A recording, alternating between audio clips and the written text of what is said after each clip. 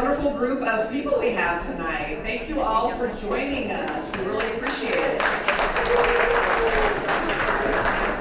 So we're going to kind of hobble and bobble a little bit on what our normal agenda is, but we're going to get it through. We want to allow for as much time as possible for questions at the end. But before we open it up to questions, I'm going to tick off a couple of quick items that are very important that we need to go over tonight while we have you here. So for those of you who don't know me, I'm Tammy Welbart-Talley. I am one of the leadership team, one of many. So it's great again to see you all here. Basically, I've got one quick announcement. Sherry, before we get going. The Democratic women meet Saturday at,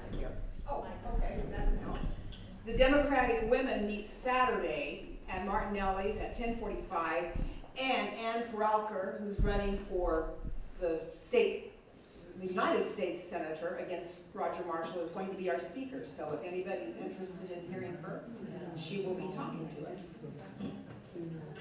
So 10:45, Martinelli's, one of our candidates who is going to give it her best shot to be opposing Marshall come at the end of the year. So at this point, I'm just going to go ahead and introduce to you our candidate, the Democrat candidate for Kansas Attorney General, opposing Chris Kobach. Mr. Chris Mann. So Chris.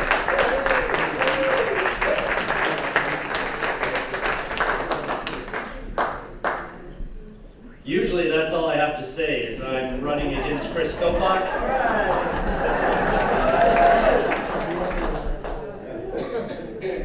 That usually does it. But no, it's great to be here with you all. I've actually been on a tour of Kansas this week.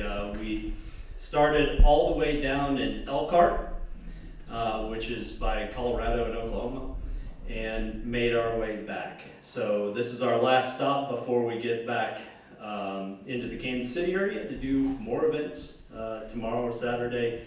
It doesn't stop for the next 10 months. But it's so great to see so many of you out this early in the campaign cycle. I mean, it's great to have groups that are excited, are interested in the future of our communities and our state. I mean, it's just critical that we have this sort of engagement. And this is what we saw during this whole week. We saw a lot of engagement in towns big and small throughout Kansas, and it's been really exciting to see. You know, I usually talk about how people are feeling at these events, and I do a lot of asking about words that sum up what you're feeling. I already know what you're going to say, so I'll save it. I don't want to bring us down at all. What I'd rather do is give you some good news. You guys want some good news tonight? I've got 3 pieces of good news for you. First piece of good news is there was a poll done on my race about a month ago. We're already tied with Kobach, a place that we didn't get till the last election. If you didn't catch my fundraising number, I outraised Kobach by $200,000.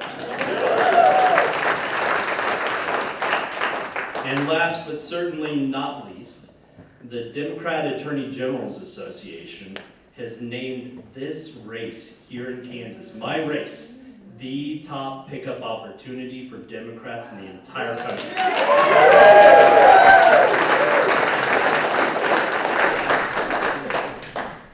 So, now we talk about how we get there. For me, it's more clear now than it's ever been that Kansas desperately needs leaders who are going to actually serve the public, be true public servants. We need leaders who are going to be strong, leaders right now who are going to be courageous, leaders who know what it means to fight for other people. And that word fight, that's one that I hear across the state. Usually goes like this: Chris, who's going to fight for us? Who's standing up for our rights? And every time I hear that, I think back to my time as a police officer. a time where I actually fought for Kansans. Physically fought with people twice my size, trying to kill me and take my gun while I'm protecting victims. Times I'd run into a building with a victim screaming, fight off their attacker. And those nights, as you can imagine, were tough nights. They were scary nights. They were dangerous nights. But the next morning, after those nights were over, I got up and I did it again. Because that is what public servants do. They get up and do it day after day, especially on those hard days. Now, I've been a police officer, a prosecutor. I've got my own private firm where I help with victims of drunk driving. I was injured by a drunk driver as a police officer. That's what brought me into being an attorney. My opponent, he's never worn a badge and protected the streets. He's never stood toe-to-toe with violent criminals in the courtroom, never held the hands of victims who have lost loved ones. He tries to look tough. Take, for example, his campaign launch video. Don't watch it, because I watched it for you. In that video, he's at a gun range shooting a pistol with a buddy. Gives him a fist bump afterwards, and there's rock music playing in the background. I have no idea what that has to do with being Attorney General. But it's second only to the time he was in the parade with the Jeep machine gun on the back, right? He tries so hard to look tough, but when you look at what he's doing, it's weak. He's had the opportunity to get education funding back for this state, but he didn't have the guts to stand up to the federal government. He had the opportunity to get our tax money back. Tax money that was supposed to go to clean rural water, to help farmers, to help feed hungry kids. But he didn't have the guts to stand up to the federal government and get it. The states that did stand up got over $20 billion back for their citizens. We should have had some of that money. Not only that, but when he's handed a lawsuit with attorneys ready to go after price gouging. Remember when, I think it was 21, got really cold out, gas prices shot through the roof. Derek Schmidt started a lawsuit against the gas company, handed it over to Kobach, who fired the attorneys, hired his buddies, and then ultimately dropped the suit without telling us in Kansas. Why? $50 million were on the line with that lawsuit that we'll never get back for ratepayers. So while he's doing this stuff and fighting his culture wars and trying to grab headlines, he's not doing the things that that office needs to be doing. And that's what I want to bring it back to.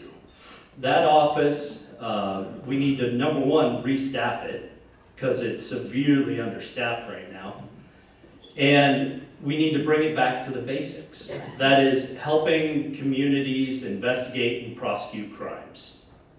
I've heard this week from law enforcement and prosecutors, they used to be able to call the Attorney General's office and the KBI and get some help in their communities, especially these small rural communities. Sorry, my nose is running. It was cold outside. I got the nose running thing. Is there a Kleenex somewhere? Unless I'm just going to drip all over the place. Oh, there's always a purse with a Kleenex in it. Thank you so much.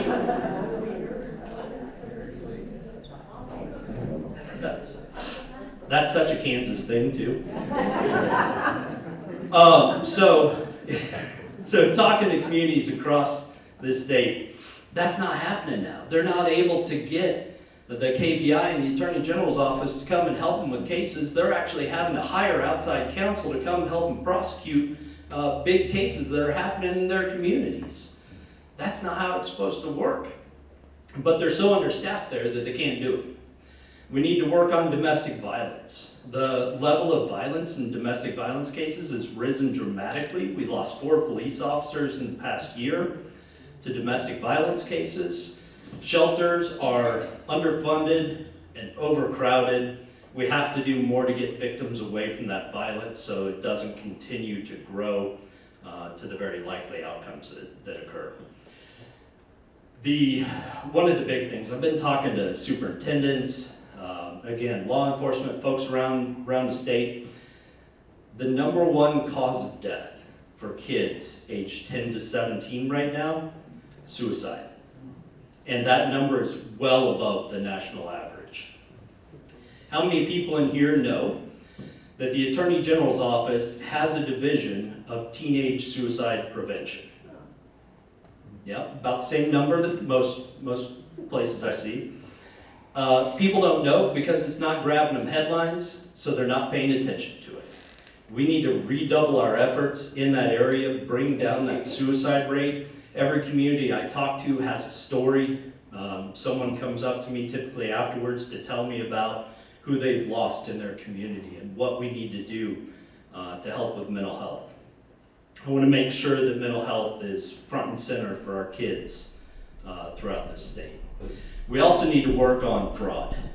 Right now, our elderly population are being attacked in really big ways through text and phone and the internet, with scams and fraud trying to take their money. I've heard stories from $100 to $100,000. We need to make sure we're protecting the elderly population, going after these scam artists. I mean, how many of us have gotten that toll road text? Yeah. My parents get it. They still get it occasionally. And they give me a call to check in, which is great. I'm glad they call me to see if it's a real one or not. But I reminded them the last time they called that they actually haven't driven on a toll road in 2 years. So it probably isn't ever going to be a real one. But they're getting better. These scam artists are getting better, and we have to do more to protect people.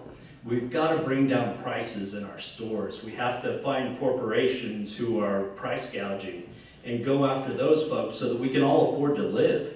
The ag community has input prices that are pricing them out to the brink, barely able to make it to get their product where it needs to go. So those are the things, among others, that we need to be doing in the Attorney General's office, that we should be doing, making it an office that actually works for the people of Kansas. It doesn't go out and grab headlines. It's not trying to make flashy, appearances on talk shows, but it's actually doing the work right here, helping people in real ways every single day. That's my goal with the office. We're here tonight because Kansas deserves a heck of a lot better than we have in the Attorney General office right now. We desperately need to have a public servant who's willing to stand up to the powerful, no matter who they are or what party they represent. That shouldn't be what it's about. We need to have a leader who's going to lead with courage and integrity. We need a leader who knows what it means to fight for someone else and not just themselves or their own political agenda or their next office, like my opponent. We need to have a leader who knows what it means to fight for us. Regular folks who just want to go out, work hard, provide for our families, have some time on the weekend to catch a movie and play with the kids. That's what it's about. So how do we get there? I knew I'd get to this point eventually here, but it's Kansas, so we talk about wheat fields. Now stay with me here. I'm going to get to the real point. Obviously, I've talked to a bunch of ag folks throughout the state because it's a big producer in our state, a big driver of the economy. One farmer in particular told me a story that stuck with me. He said, one single wheat plant can easily be knocked over and broken by just a stiff wind. But an entire wheat field can withstand the strongest of Kansas storms.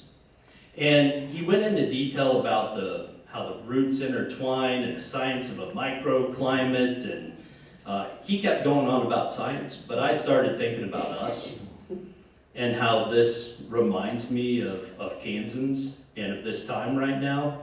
There are some storms out there. We all see them. We hear about them every day. And any one of us, standing on our own, we could be knocked over. We could be knocked down. But if we stand together, shoulder to shoulder, we can withstand any storm. And we can stand against corruption. We can stand against vanity-seeking politicians. We can stand up for education, stand up for women's rights. We can stand together against any storm, get good people elected into office, and make sure that our brightest days are still ahead of us. Thanks for listening. I look forward to being your next Attorney General.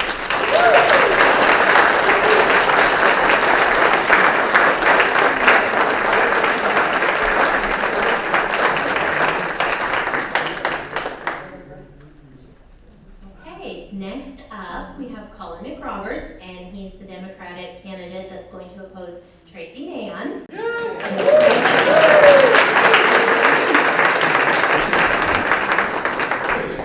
Thank you so much, and pardon me, I've been hitting carrot sticks foolishly just before I get to give a speech. Never again. Before I start, can I ask who made the cookies and the Pyrex up front? Nobody's making credit for that? Chocolate chip ones? They are amazing. Thank you. Come on, bring it up. Next thing, before I start on my own campaign, I have been so happy watching Chris run because he is going to win.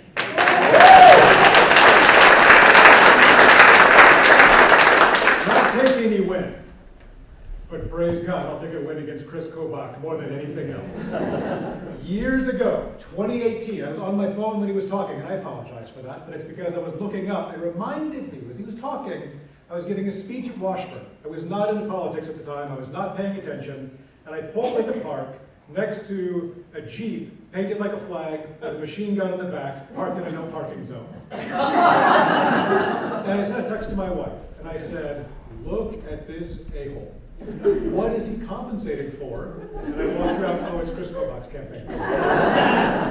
So I can't wait for Election Day, but also for my own campaign. Because guess what? I'm also running for office. I am Colin McRoberts. I'm running for the 1st District, CD1. It is, as I'm sure you are aware, as people who live in CD1, a district that has traditionally preferred candidates of a slightly more Republican bent. By which I mean it's been a lifetime or more, maybe not for some of you, but a lifetime for a lot of people since a Democrat has won this seat. That's what I mostly talk about, because that's what people want to know. How can you win this election? A few days ago, I was in Topeka, meeting with the press at the state capitol. And I stopped on the way home at a coffee shop, and I sat down just to do some emails and do my normal sort of campaign stuff. And I got an email from a young person, a Kansan who's now off to college in Maryland, and he wanted to know, more than anything else, how can you win this race? I like your policies, I like what you're saying, I like your speeches, but how can you win? And I took a second, and I wrote back to him. And what I said was, listen here, you son of a... I thought about it for a second, and while I was thinking about it, I heard a couple next to me, and I was trying not to eavesdrop, but they were talking about the midterms, and I heard the name Trump come up, and I kind of realized for a second, I'm in Topeka, but I'm pretty close to the 1st District, and I should probably go do my job. And so I stood up and I took some campaign literature and I went over to them and I said, hi, I'm pleased to meet you, I'm Colin McRoberts, I'm running for Congress, I'm gonna be in those midterms. I couldn't tell from your conversation which side you're on, but I'm really curious what you think about the midterms because that's kind of what I do now. I don't think of myself as a politician, but I am what I am and that's what I do. And they started to explain to me that they're Republicans, but nothing will get them to vote for an incumbent in 2026. Wow.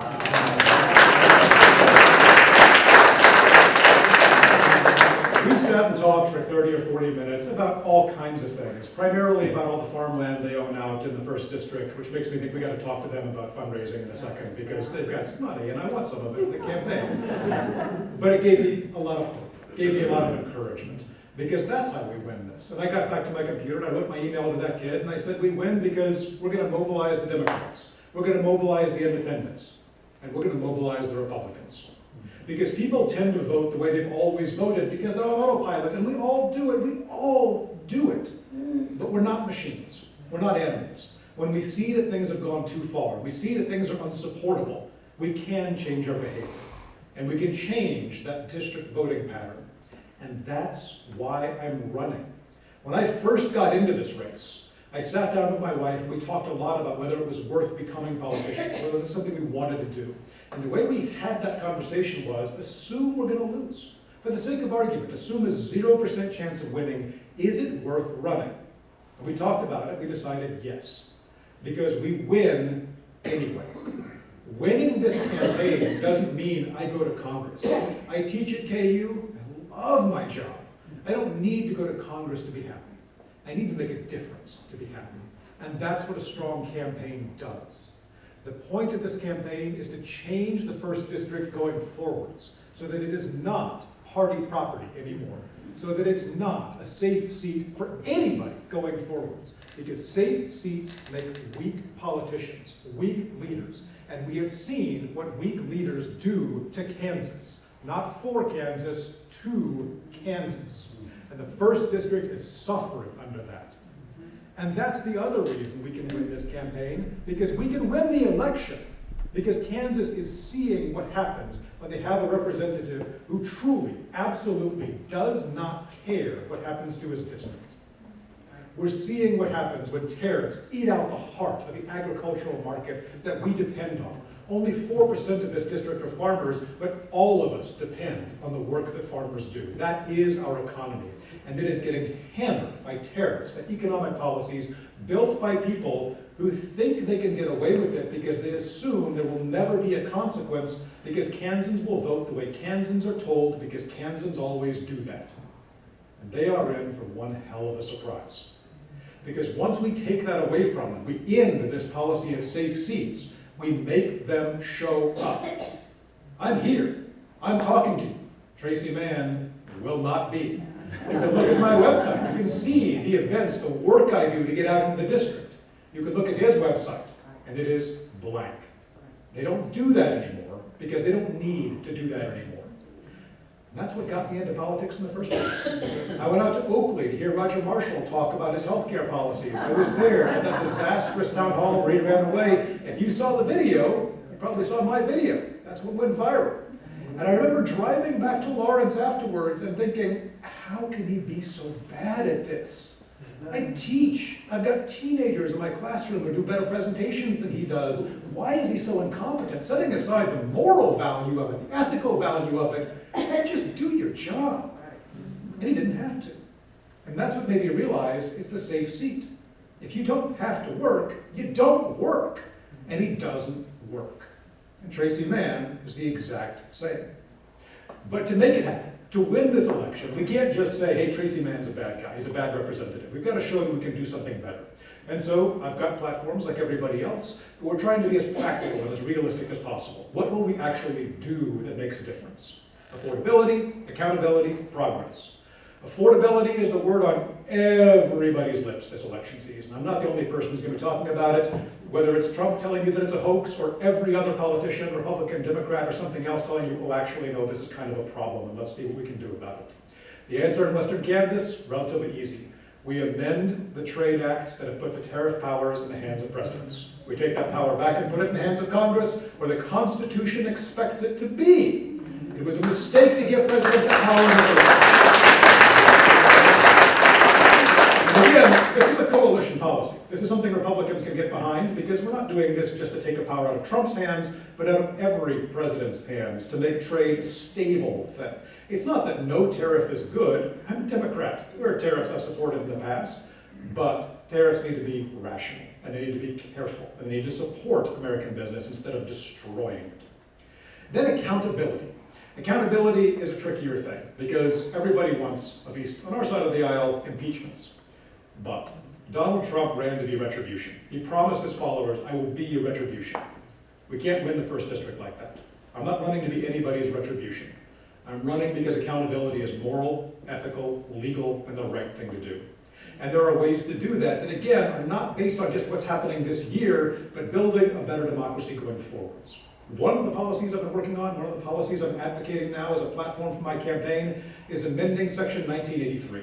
This is something Chris probably knows a lot about because cops are trained on this. Local cops are subject to a law called 42 U.S.C. Section 1983. It means they can be sued if they violate somebody's rights. And it's one of the many reasons why local cops really don't want to violate somebody's rights because there are consequences for it. But Section 1983, which is 150 years old, was passed in the 1870s as the Ku Klux Klan Act, as an anti-Ku Klux Klan, doesn't apply to federal officers. Has never applied to federal officers.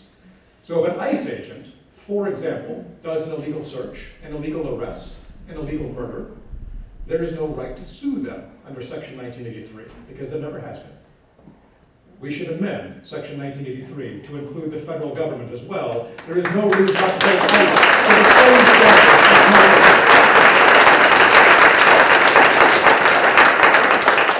And then finally, progress. And this is a trickier issue because it's kind of a dirty word for a lot of Republicans. Progress sounds like progressive, and they don't understand why that's such a beautiful thing. We need to show it to them. Progress is something that Kansas depends on, Kansas relies upon. And my best example of that is Kansas universities. I am a professor, I teach at KU, I teach business, law, negotiation, and I love what KU does for Kansas. And I hate that so much of Kansas doesn't get to see what KU does for it, and what K-State does for it, and what Emporia does for it.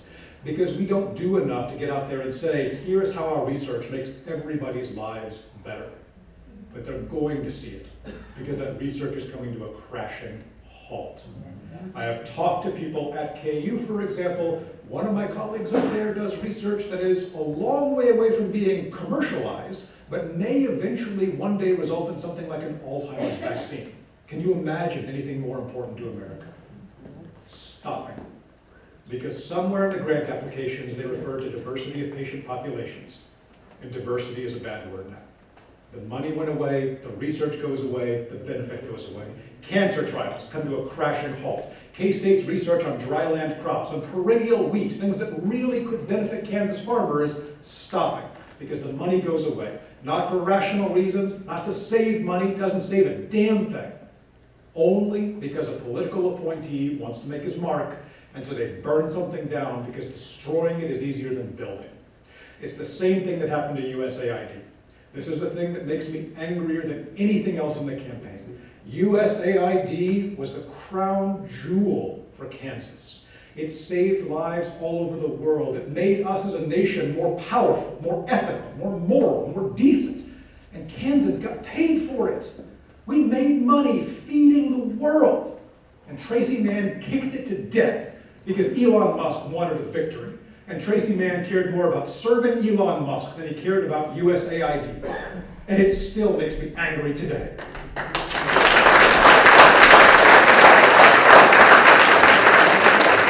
And Tracy Mann is sponsoring a bill, along with every other Republican in Congress, admitting they made a mistake, pretending they're going to take that money and put it back into the USDA and rebuild USAID. It took Bob Dole and other politicians a generation to build in the first place. Men who've never built anything in their lives are not going to repair it. It is a fake attempt to rebuild what they've destroyed. We need to do the real thing. And progress for Kansas means rebuilding USAID, rebuilding the research programs that bring medical and scientific innovations back to Kansas, putting us back on the path to sustainable, real progress. That's what I'm running for. Accountability, progress, progress. I'm Colin McRoberts. I'm running for the 1st District. I appreciate your support. Thank you so much.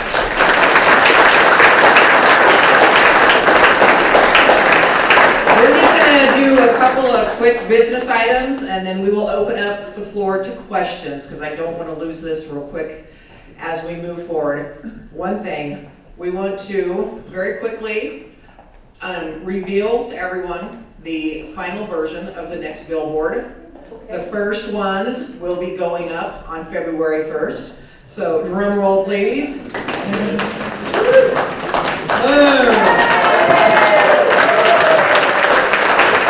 So we should start seeing these, I believe, February 1st.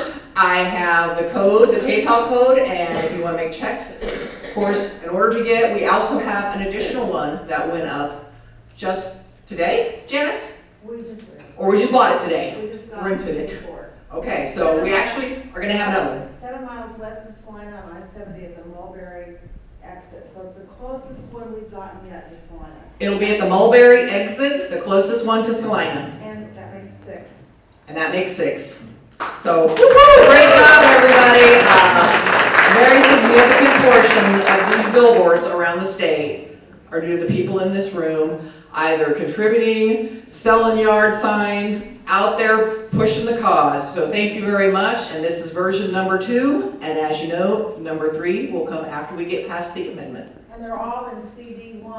There you go. And they're all in CD1. So with that, we will go ahead and we can start asking questions. I saw a hand go up right away. And I think since we only have one microphone, I will come out to you and then I will bring it back for an answer. Everybody will be able to hear me, I won't need a microphone. I've been a commander in the National Guard and I can speak to a whole company. Thank you for your service. Anyhow, you talked about research and you did not mention anything about the whole big research thing going on at K-State, the biological animal disease thing. Yeah. Has that been cut also, or? Well, I don't talk too much about K-State because I'm still mad about the football game. Okay, get over it. No, that program is still going. It's pretty well supported. And one of the reasons, and I can speak more to the Feed the Future grants K-State got, which is more about wheat and some of the agricultural products that way. They lost that money for a while, and they got it back. And they got it back thanks to the efforts of federal representation. And the K-State Office of Government Affairs put out a really nice press release explaining their gratitude to Secretary Brooke Rollins, Secretary of Agriculture, and Senator Jerry Moran for all their help, omitting the representative who's supposed to do that job for them. They're not going to say it outright, but I strongly suspect that is a message between the lines, hey, Tracy Mann, thanks for nothing. Right. And so there is some support in Congress to support those programs. It's not coming from Tracy's office because that's work. Yeah, it's coming from the Senate side. Exactly right, yeah. Thank you for the question. Somebody else? Go ahead, David. I know you can holler too. So everybody can hear me. Stand up. First of all, first thing is a comment. Chris, thank you for running. I appreciate that. So glad you're doing that. This is a comment. Tracy Mann has, at the top of his billing, he refuses to preside over the demise of America. Yes. Are you going to use it? Well, okay, that'd be one question. Oh, that makes me angry every time I see it because, buddy, that is all you're doing. That is exactly right. Exactly right. He loves it. The other thing is that the Reflector had a story about the two candidates, you and Lord Reinhold. You're both from Lawrence, which is strike against you, you know, in the great big CD1. But my question is, as another old, balding white man, how will you better represent the state than a younger, more attractive woman?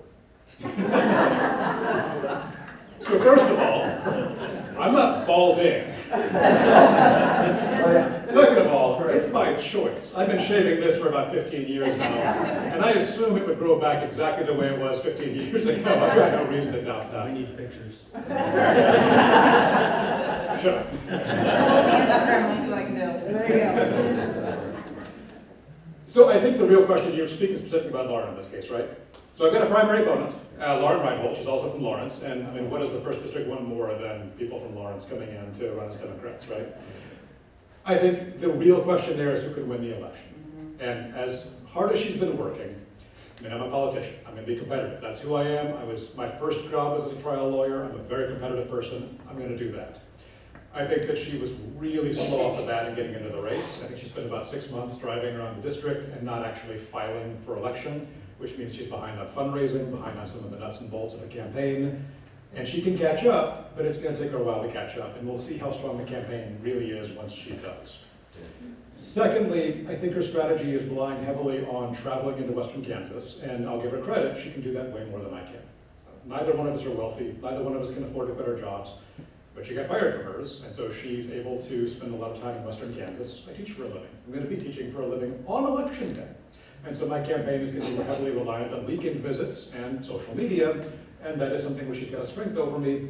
I don't think it's going to help in the election, because the last guy, Paul Buskirk, ran that campaign strategy 2 years ago and got blown out by 40 points.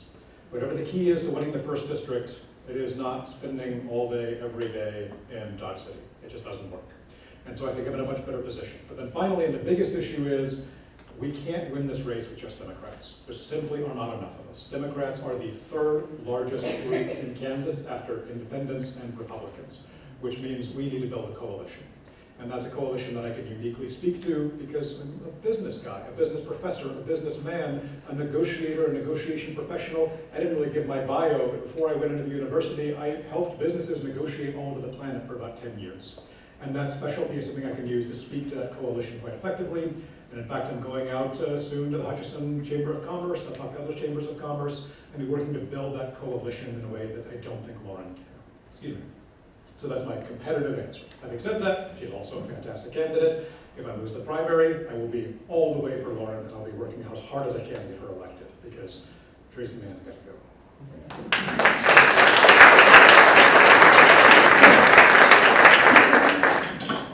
Let's get this out of the way now. I hope you maintain your anger. We have a who's out with a Trumper in Scott City, and she's having a tough time out there. So, she's saying people are going to die before they vote for a Democrat. And I'm saying, well, then I hope they stay home. They don't have to go vote, but we need to get you out in Western Kansas to some of these places. And they've got a sympathetic editorial board at that news. They still have a newspaper in Scott City. So that's one thing. You, thank you for the comments about domestic violence. I served on the governor's domestic violence fatality review board before Brownback came in and started sending spies in. That's number one. I take it that you're not going to be, because of your understanding of how domestic violence works, you're not going to be pushing a repeal of no-fault divorce or covenant marriage, for instance, and things like that. So those are good things, and they mean something to women. And those are important things for domestic I only violence. laugh because it's silly to even think about that. I know what Missouri is, but it's Missouri. I mean, come on. No, absolutely. What you said is extremely important. And I've dealt with this issue from being a police officer to a prosecutor, and now seeing the violence and knowing that we can do something about it. We have to get in there and do it. I've talked to the Domestic Violence Coalition. I've visited shelters. So I'm trying to get a real grasp on what's happening, why it's happening, and how we can make it stop. So thank you for your work as well. I want to say one quick thing, because I love this sign, by the way. You get it? What? Some people are saying they don't get it. Oh yeah, no, I get it, believe me, because do you know who started the constitutional amendment? Chris Kobach. Chris Kobach did. I've started calling it the sore loser amendment. He's lost so many times in court that the only way he thinks he can win is to buy some judges. And that's simply not good for Kansas. I mean, the way that we do it now, the merit selection was put in place because of the corruption that occurred in the previous system. If we, as Kansans, pass this amendment, it's going to bring special interest money from across the nation into Kansas to buy judges. We need fair and impartial judges to be in place. They need to be able to make decisions without having to worry about an election. That's what needs to happen. So when I saw that, I was like, that's great. We need to talk more about that. I actually have a quick question for you, because right off the bat, KK Kobach, he kind of started the legislative session off with his usual hate and discrimination and the anti-LGBTQ plus stuff that he's going on again. I can't imagine that the supermajority won't somehow make this happen again. What are your plans when you are elected to make this stuff go away, or to be able to counter it, or how do we make these people feel safe in this state, because they don't? I mean, who's tired of hearing about the culture war stuff that they keep bringing up? Absolutely. Every time they come in, Kobach is focused on this trans issue like nobody else. The bill that he's got right now, do you know how many people that actually impacts? Do you know how? He's wasting hundreds of thousands of dollars, and it impacts 0.001% of the driver's licenses that have been issued over the past decade. What I can tell you is that my time as a police officer, I never had to check anyone's genitals to find out who they were. It never happened. So the line that this somehow helps law enforcement just isn't true, because that's not how it works. He's doing this because it grabs headlines. He's doing this because it makes national attention. That's all he wants out of this. And it has to stop. And it'll stop under my administration. I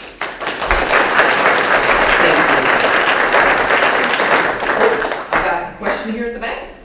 I just wanted you to have a chance to talk about,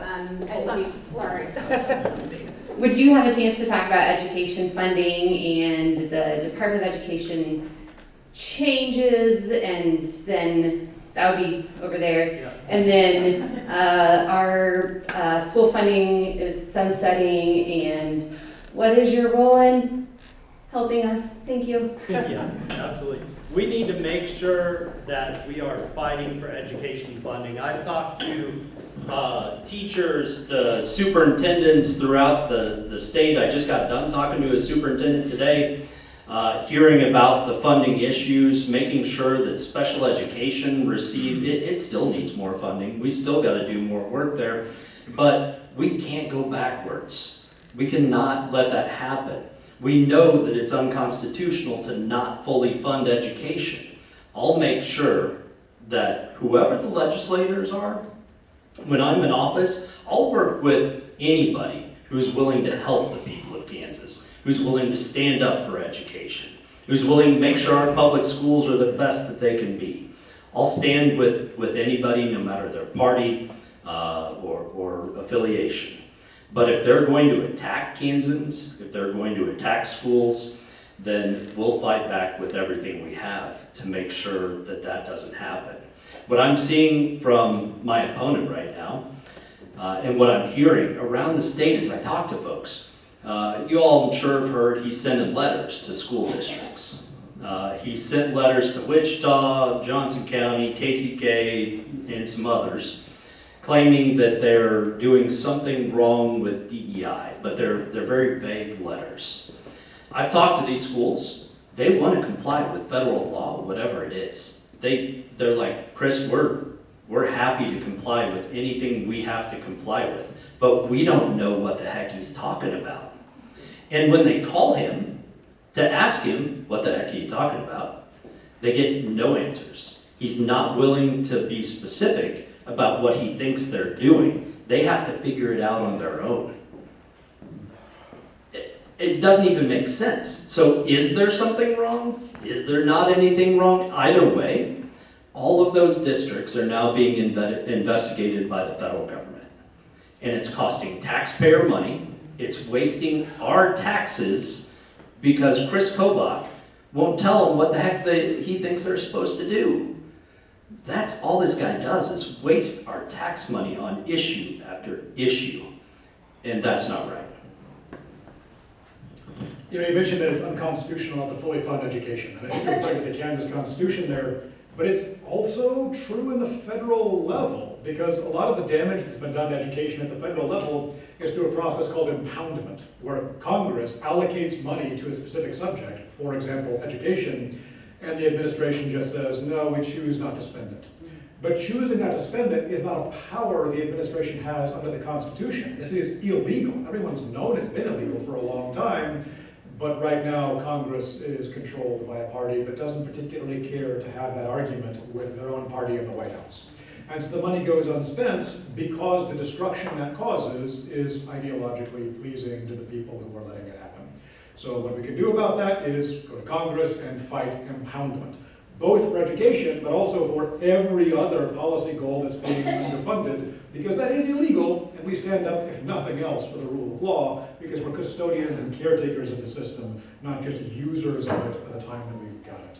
And so we end impoundment, make sure the money is spent, and reauthorize programs like educational programs with more specific, more direct enforcement mechanisms to make sure that future presidents don't follow the precedent that's been set and use that to underfund programs illegally because their party will choose not to enforce the rules. Colin, so how can you do that from the House of Representatives? As an individual representative, I cannot. That has to be something done by the majority, which means we have to control the House of Representatives. Will Trump sign it? Probably not, but that is something we can still do by working into appropriations, by putting it on the record, by setting that process moving.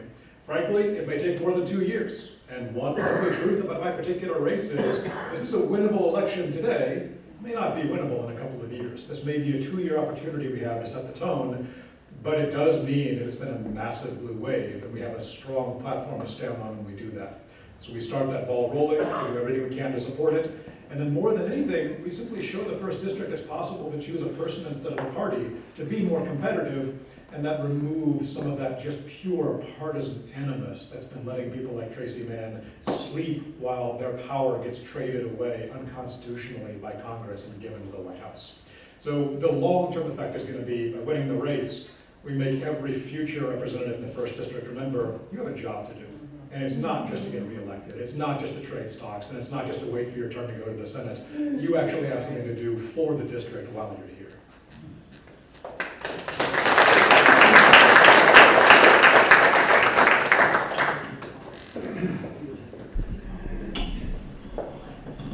So one of the things that, it's interesting to me that I see very few candidates at the federal level address the fact that seniors can't get through Medicare things like hearing aids. I'm using a ghetto hearing aid now, and as well as other medical things. You know, hearing, vision, dental is a big deal, and I know the seniors will go. There's research that shows that they can go into even some levels of dementia because, especially if they're introverted already, they can't hear anything, so they shut down. I'm fortunate that I'm an extrovert, so that doesn't bother me too much. But I just misinterpret everything. But I just wondered, do you think it should be something that Congress could do, but what are your thoughts about expanding not Medicaid, but Medicare? Yeah, and availability of devices. I mean, and seeing his earbuds in, I assumed he was like one of my students just listening to music while we And again, there's a limited amount a single representative can do, but there's a couple of very specific things I want to do. And one of them is, and this is maybe a bit of a pet project of mine, I want to see RFK fired as hard as it's possible.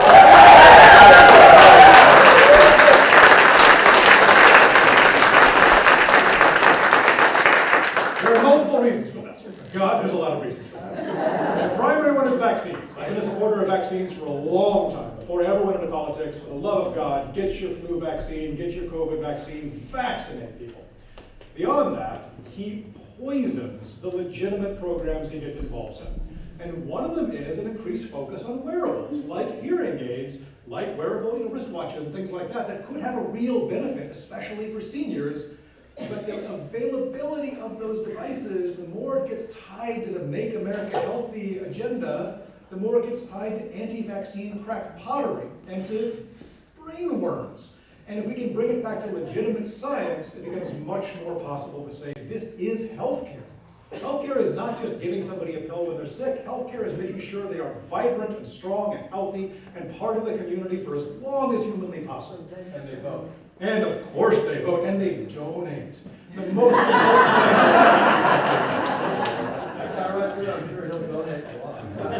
I think you're pointing at everybody up here. So no, but absolutely, and this is something we should be encouraging, and I think it does come back to that progress of the science and the research, because we have to be able to tell people, here's why it matters. We don't want the Kansas politicians who've been saying, oh, expanding Medicare, Medicaid, that would be a disaster, we can't possibly afford that, to also say, can you imagine federal money being spent on an iPod? That's crazy. No, we need people to be able to talk to their doctor, talk to a local health clinics, talk to the local university, look online and find that research that shows there's a real benefit to this and a cost savings to it in the long run, because healthier people cost the government less. And that's not the primary reason why we want healthier people, but it's not nothing. And so yes, there's a lot we can do by resetting priorities and by focusing on what's being a major, I think, obstacle to getting that expansion done in the first place. And I'm sure the Attorney General has lots he can do in that front. I'll leave it with that. I think you covered the vast majority there. Somebody else? Okay, you touched on a little bit with Tracy Mann and the whole very No recent. relation, by the way. We know. And I was hearing about on the radio on my way over about, his latest thing with, what was it? Is it the Peace for Food program? Is that the name of it? Food for Peace. Food for Peace. And it's temporarily right now is being moved to USDA is what the press release says. So I can imagine he's going to use that as a huge selling point if he ever does actually do a campaign in his district between now and November. And B, there's gotta be a downside, because I haven't had a chance to dig into it. I don't know if you have either, because this is all just kind of come out. I'm assuming you have. Sure. But can you explain a little bit more? Because I have a feeling he's gonna be blowing that horn hard if he actually gets out in the public. He is, because, and again, I'm a competitive guy, forgive me for saying so, he's a liar. And he's gonna lie about it, because he's been lying all along. He's been telling the country, telling the district at least, for a couple of years now, he's gonna be a warrior for the First Amendment and defend the First Amendment, never once started. He tells people, I get that email all the time, I'm not gonna be a custodian, a caretaker in America's decline. Thank God, what else have you been doing for the last 6 years? And he tells people, I'm gonna rebuild USAID by putting it into USDA. The problem is, it is a lie. It's a lie for a few different reasons. The first one, the most important one, the one that just still tears me up inside, they've done the math, they've done the work. 600,000 human beings have died of starvation, of preventable diseases, and 2/3 of them were children. You don't put those lives back in USDA, they don't come back. They're gone, they're dead, because he kicked it to pieces for Elon Musk. You don't fix that. Second, you can't restart USAID that easily. We destroyed relationships that took decades to build with some of the most fraught countries, regions, areas in the world. We were trying to reach out to the meekest, the weakest, the most desperate people, and we failed because they wanted us to fail, because they chose that failure. Putting money into USDA doesn't rebuild those relationships, because what kind of idiot would trust us again? Trust the same people to go back into those war-torn areas and get that access back. And it's hard. It's hard. Real-world example of that. We used to run these amazingly effective vaccination programs in developing countries, and we lost a lot of that access because the CIA was using some of those vaccination programs as cover for covert operations. When people found out about that, those doctors no longer welcome back because the people running those areas were the ones being killed by the CIA, including Osama bin Laden here. I don't think those missions were necessarily bad missions, but the cost of running them was enormous because it destroyed that trust. But we destroyed that trust for no benefit. We didn't help America at all. We just lost the trust. And putting that trust back is going to take a lot more than shoveling money into USDA because it's still just America, and we've lost that. And then separately, we've lost that soft power to China and other rivals. They have not gone back everywhere because they don't care the way we used to care, the way Kansans cared. But they have gone back to strategically valuable areas and put their own money in to run similar programs, and we no longer have that relationship. But then finally, the other kind of trust that's been destroyed is the trust between the people on the ground who spent their lives helping, feeding, healing, and were betrayed by the US Congress, betrayed by Tracy Mann. They had to watch the people they had been helping suffering while they had medicine on the shelves, while food was rotting on the docks. Milo grown in Kansas is being mulched into dog food instead instead of children's food. And the people who are part of that program, who are doing that work, are now being told, just, it's fine, we won't do it again, we won't pull the rug out from you again, just trust us this time. What idiot would trust them this time? Are these people not going to listen when Elon Musk comes back and says, oh, it's all fraud, it's all fraud? Ignore the fact that I have all the data, all the documents, and I could not find a single prosecutable case of fraud. Not one goddamn case of fraud. They're still telling that lie. It's all fraud, it's all fraud, it's all fraud. Who's going to go back, knowing you might be a scapegoat, knowing you're going to be picked apart by the MAGA crowd, knowing you're going to be destroyed for doing something that's politically inconvenient to Elon Musk? USDA cannot rebuild it under the people who destroyed it. There must be a political consequence for that absolute betrayal of every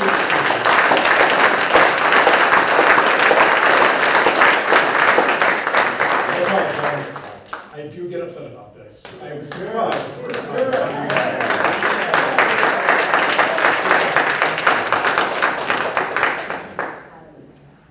I'm actually, if you guys each have a few minutes just to kind of close it up, and then we can kind of informally mingle a little bit before we have to scoot out of the room. Can I Oh. ask one question? Sure. Colin, I love your passion. Thank you so much for that. I don't think that it would automatically come up on the campaign trail. It's been very much on the minds of people of conscience in Kansas. Our tax dollars have gone to destroy Gaza.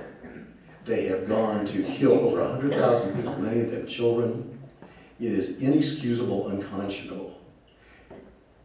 How do you address that? And is it politically wise? Do you have any, what do you think about that?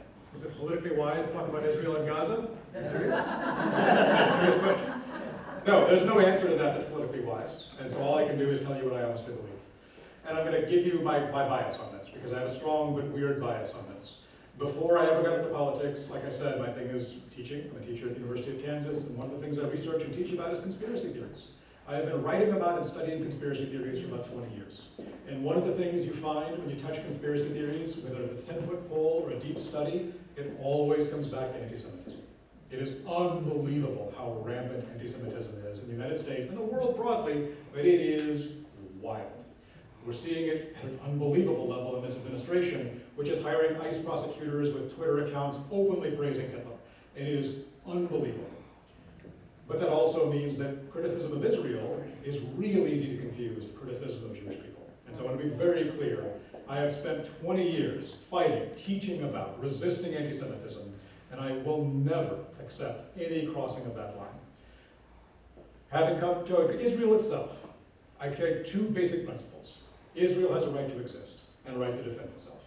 Palestinians have a right to exist and a right to defend themselves. The Netanyahu government and Hamas have both exceeded that right to self-defense. We have a differential obligation, though, because our money is being used on one side of that fight.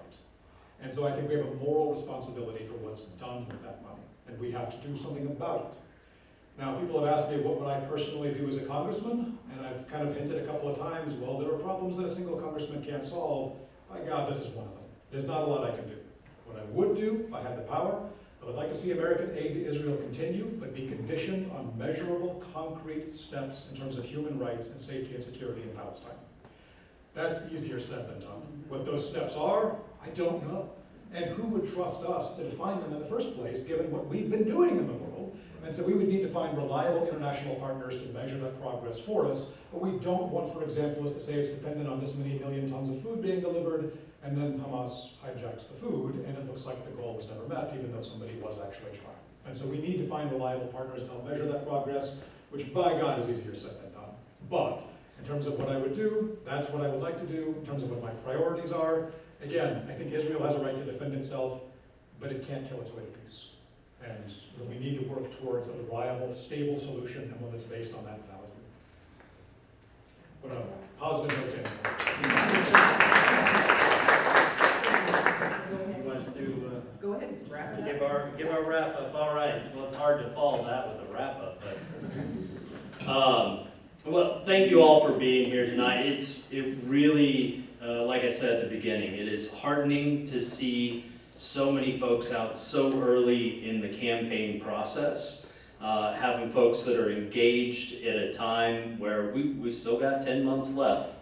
My campaign tells me 9.5. They're trying to get me scared, but we got 10 months left till elections, and I appreciate you all being out here. This race is absolutely a winnable race in this state. We should win the Attorney General's office back. More than that, though, we must win the Attorney General's office back. The guy that's in there now, he's not going to do anything that's going to help the people of Kansas if it offends the federal government. He simply won't. And we can't have that in our state right now. We desperately need a change in that office. One of his big things that he talked about in the last campaign was he was going to fight fentanyl. It is still running rampant through communities. We just crossed 1,500 fatalities from fentanyl overdoses. And the only thing that he's done, he got a grant that was supposed to be for Narcan, but he used about this much for Narcan, enough to last a few weeks. And he used the rest of it for advertising and self-promotion. I am certain that those 1,500 families would rather see the Narcan than his face on TV. That's simply,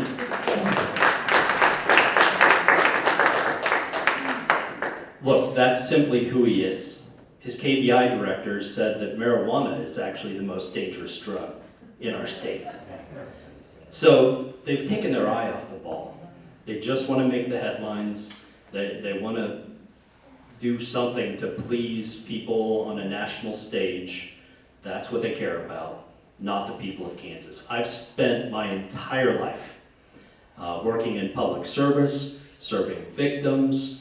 I've served victims across the country. I've worked with Mothers Against Drunk Driving. I was their national board chair. I toured the country talking to victims and law enforcement, helping to pass laws that help keep our roads safe. My entire career in life has been about helping other people. This office should be about that and needs someone who cares about that. That's why I'm running. That's why it's important.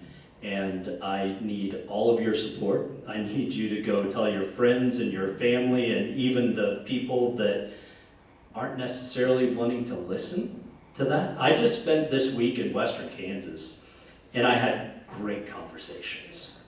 There are people across this state who are tired of divisive politics, who just want someone to be in office and make the trains run on time, to make communities safe, to make prices lower, to help do the things the government's supposed to do. So there is absolutely a bunch of folks who are ready to get this done. And like I said at the beginning, I'm certain that we can do it. So thank you.